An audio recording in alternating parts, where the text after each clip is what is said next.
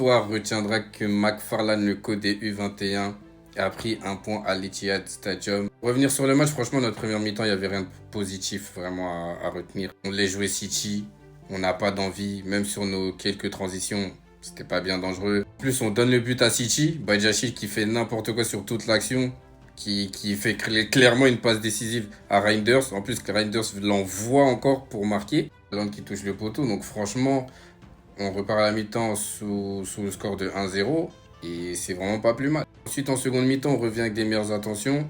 Le coach McFarlane fait des bons changements. Par exemple, Gusto qui a commencé à gauche, il l'a remis à droite. Il fait rentrer André Santos pour mettre un peu plus d'impact. Franchement, ça porte ses fruits parce que on arrive à se créer des occasions en deuxième mi-temps. Malheureusement, offensivement, c'était pas ça nos joueurs aujourd'hui. Palmer, presque invisible. Neto, qui a tout raté aujourd'hui. Je pense notamment à une frappe au point de penalty qu'il n'arrive pas à cadrer. João Pedro aussi qui n'arrivait pas à mettre un pied devant l'autre. Ensuite, vers l'heure de jeu, encore d'autres changements. Atto qui rentre, va être décisif sur une action défensive qui nous permet de rester à 1-0.